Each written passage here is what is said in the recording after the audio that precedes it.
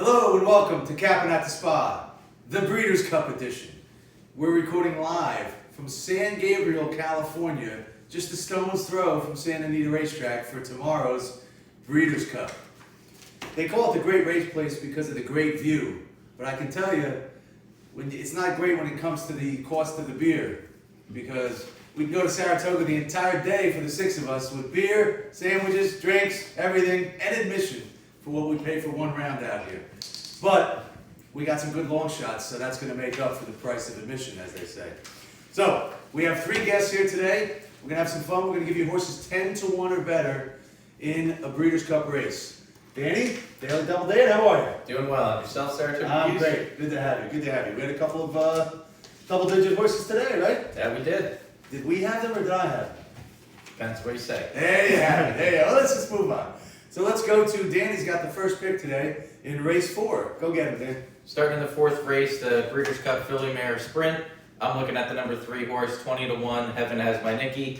The first thing I noticed about her was 4 races back, ran within a length of Midnight Bijou, who's running later today as a heavy favorite, big time horse. You don't run within a length of a horse like that by accident. So all 4 races this year for Heaven Has My Nikki. Been improved in every race for the most part. Has 3 wins following that third place finish within a length to Midnight Bijou. I like her at this distance. A new trainer this year, and she looks like a new horse. You know, when you look at the 4 races she's run so far, coming in great form, 3 wins in a row.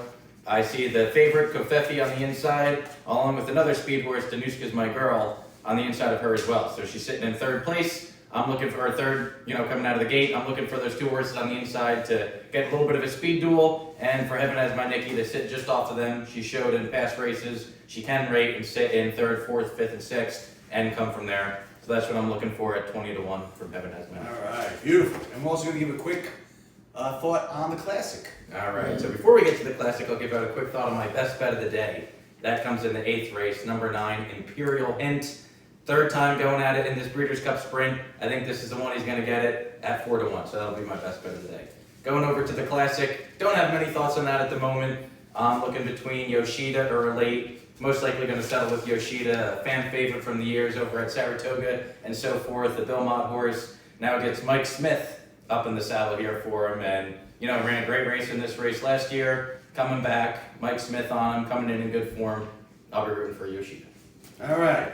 Thanks for coming out, Dan. Good luck tomorrow. No We're going to bring in Exact the Box Bobby. Come on in, Bobby. Thank you, Saratoga Geese. Great to have you. How'd you do today? Not as well as you, but tomorrow should be a good day. Well, hey, listen, let's hope that's true tomorrow also. Bobby has a big pick for us in race 6, and then he's going to give us his thoughts on the Classic. And we thank Danny for his unsolicited advice on Imperial Hint. Go ahead. You got it. So my selection is going to be in race 6 tomorrow, the Breeders' Cup Dirt Mile. Interesting race. Most of the main contenders are 3-year-olds who have not really been challenged against some tough older horses. So that led me to go looking for some value, and I landed on the 9 horse, Diamond Oops, 15 to 1 on the morning line. Interesting horse, showed a lot of talent as a 2-year-old. 3-year-old season was mostly a wash. Came back as a 4-year-old, really as a new horse. Really consistent across both turf and dirt, running high 90s Beyers. Then went into the Vanderbilt, popped a 105 Beyer figure, finishing 2nd to Imperial Hint, actually finishing ahead of Mitoli, who's going to be one of the top contenders in the sprint. Then went back to the turf, stretching out to a mile for the first time in his career in the Shadwell Turf Mile at Keeneland. Ran a really good race to finish 2nd, finishing, racing on the lead most of the way in a 14-horse field. So I think this horse is going to get a favorable pace scenario, sitting just off of Coal Front, proven that he can run fast enough to compete with some of these other horses in the field that are going to be much shorter odds, and ran pretty well, stretching out to a mile last out. I know it was on the turf, but I think it's still meaningful to show that he can get the distance. So I'm looking for Diamond Oops to upset some of these hotshot 3-year-old horses at a much better price. Oh, I love that. These 3-year-olds that run in the Classics and then come back at the Dirt Mile are very vulnerable. So how about a shot in the Classic? What do you think? Sure. So as much as it pains me to say it, I have to agree with Daily Double Dan. I do like Yoshida. I think his speed figures are competitive. I think you're going to get some value with him being the 6th choice on the morning line. And I'm going to be looking for Yoshida to be coming with that late run and hopefully nip McKinsey right at the wire. All right, excellent. Thanks for coming out. Good luck tomorrow. We're going to bring in our 3rd handicapper, who is Superfecta Deegan. Come on in, Deegan. How you doing there, sir? I'm great. Good to see you. Nice to see Thanks you. for coming. And what we're going to do now is we're going to go to my horse, who's in the 9th race, and then we're going to ask for Deegan for his selection. And as you heard earlier, my guess is you could probably cross off Yoshida on your horse to bet in the Classic with both the boys playing him. So we look at my race, the 9th, which is the Breeders' Cup Mile. Two big favorites in the Breeders' Cup Mile. I love Get Stormy. He's one of my Get Stormy's son, or daughter, I should say, Got Stormy, who I had a great big, nice bet on in the 4-star Dave, Saratoga horse. We love him. We're going to give that horse a very good shot. But the horse I'm against is Circus Maximus, who is the Aidan O'Brien horse. Aidan O'Brien is just really on a very unlucky streak. He hasn't won all year in America. Running up the track as favorites. Ran up the track today twice as a favorite. So we're going to look to take a horse on the outside, the 13, Hay Gammon. British horse, 12-1, Frankie Dettori. This horse has run just as good a figures as Circus Maximus, but the horse clearly loves a firm turf. 4 races on a soft turf, and all 4 of them unproductive. 10th, 5th, 6th, his last 2 races on soft turfs and graded races, nothing. Put him on a firm turf, put the Tory on him, 3 for 3 in first or second, with a win, 2 seconds, all in graded races. This horse is going to love Santa Anita in the firm turf, so we're really looking forward to playing this horse at 12-1 and hooking it up with my pal Got Stormy. So we're going to go to Deegan, and we're going to look at Deegan's bet, which is in race 11. Yeah. Thanks, Bob. We're here going to look at the 11th race, the Breeders' Cup Turf. We're looking at the 11, Arklow.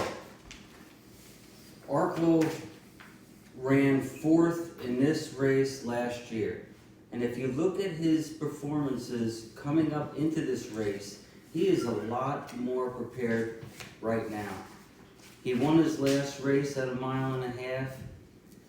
He adds Javier Castellano. He has Brad Cox, who's had a tremendous year. Arklow at a price, 12, 15-1, tremendous value. I know there's Europeans in here. I know Bricks and Mortar is in here. Bricks and Mortar is going longer than he's ever went before, and I don't see it. Bricks and Mortar, this is the best group he's ever faced, and he's adding distance. Arklow is proven at the distance. He's Brad Cox, Castellano. That seems like a pretty nice bet for me. The 11 in the 11th race. Oh, I like that, 11-11. There you go. Very nice. And just as a note, Arklow has the co-high buyer figure, last race buyer figure in the field. There you So go. you're going to get double digits on a horse who's got the best last race buyer. There's nothing wrong with that. Give me a quick thought on the Classic. I have one thought on the Classic. Please, Don't say Yoshida. no, All right. please. I'm begging you guys. Please, let War of Will run. Just let him run.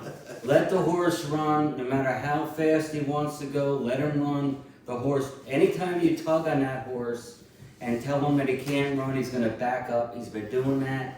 You look at his race at Oaklawn back in the spring. I mean, let the horse run. I mean, he's going to be 20, 25-1. That horse has a lot of talent. Just let him run. Let him run. You heard it here. I'm going to give you a quick thought on the Classic, and we're going to wrap it up. I really like Owendale. I had him in the Travers. He was on a dead rail. Got beat 5 lengths by Code of Honor, and that was off a 2-month layoff. Brad Cox did a great job. Gave him a month and a half off. Ran him at 1 1/8. He wins. He's running consistently 99 buyers. This has got to be the lowest buyer figures in almost the history of Classic. I mean, 104 is like the best one out there. So it's prime and right for a long shot. I like Owendale. You want to hook him up with Yoshida and War of Will? Who knows? Maybe you got something there. But we're going to sign off here from San Gabriel, California. Looking forward to the big day tomorrow. And here's hoping that Breeders' Cup Day is your day.